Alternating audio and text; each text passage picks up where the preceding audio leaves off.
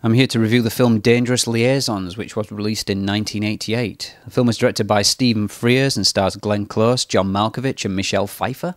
Updated for modern times, this is a film that's based on a 17th century French novel, but that's about as much French as you get in it, apart from the French names, which at the start of the film is a little bit confusing, because if you don't speak French, we are introduced to a lot of French names and characters, which is like a kind of case of who's who and who's who. But it's not long before all that settles down and you get your bearings and you're into the film. So the central characters in the film are played by Glenn Close and John Malkovich. And these are two people that have got a relationship going on. We know they've got history between each other, they're very much into each other, but their relationship is a little bit like a game of chess. And what they do for sport and for fun is to go off on these romantic conquests and sort of make people fall in love with them and then just drop them like a stone when they're done. It's almost like a trophy that they're after. And to them, it's like a measure of who they are as people. And these games they play, it kind of ignites and keeps that spark between their relationship, because they see these other romantic conquests that they're off on as being sort of lesser suitors, lesser people almost, that aren't worthy of their real affection and their real love. To John Malkovich, the Glenn Close character is like the ultimate conquest. But Glenn Close insists that he must prove himself with this new woman that's come to town, who is played by Michelle Pfeiffer, who is this woman who's got this strong sort of moral background, and she's religious, and, you know, she's the ultimate challenge to John Malkovich, because she's the woman that is unattainable, she's the woman that you can't get. So he sets about on this quest to sort of engage her and to sort of try and reel her in.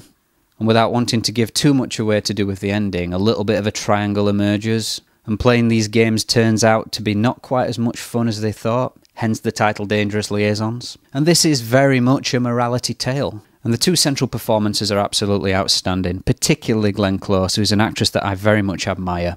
One of the big successes of this performance is not so much the delivery of the lines from her, although that stuff is very good. It's almost the sort of stuff she doesn't say, the non-verbal communication, the body language, the expression. She really inhibits this character. She really is cruel and nasty and manipulative. But what's also very interesting as well is the way that the men and women were perceived in this time. The John Malkovich character is almost celebrated for his reputation. He's this sort of Casanova, this Lothario.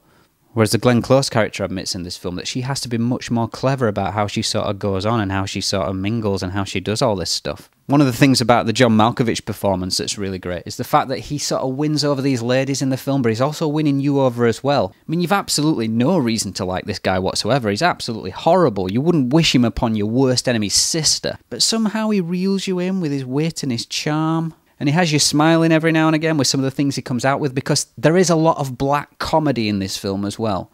Because this is about people playing dangerous games with people's emotions, thinking that they're all so high above it and thinking that they're so in control, when really, when it all comes crashing down, they realise the film's capably directed as well. The costumes and the setting, that's all. The attention to detail is really well done. Wardrobe department really does a great job, which is integral to sort of capturing that sort of sense of the time.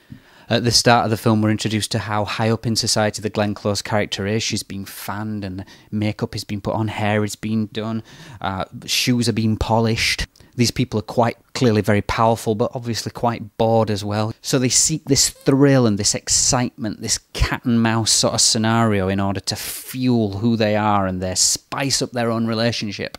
Inevitably, Michelle Pfeiffer's character falls for the charms of John Malkovich. And that's where one of the real problems with the film is for me. I wasn't convinced about that. I don't think that really came together as well as it could have done. Michelle Pfeiffer's performance at times was a little bit soap opera. I don't want to be too hard on her because I think she is a good actress and has been a good actress in other things that I've liked her in. I wasn't quite convinced that her character would have fallen in love with him by then, from what we saw on screen. I know there are a few voiceovers from John Malkovich at times, and we are led to believe that these two characters have been going for sort of daily walks in the gardens, and obviously a relationship has been building towards them, but we don't see that on screen. Maybe that's something that's wrong with the direction and the editing. Maybe they just missed out a little bit on that relationship. But I think more time could have been spent investing in that coming together of Michelle Pfeiffer and John Malkovich and making it more believable. I didn't feel that she would have fallen for him from what I saw, but she did, and we move on because the film is really about what comes next towards the end.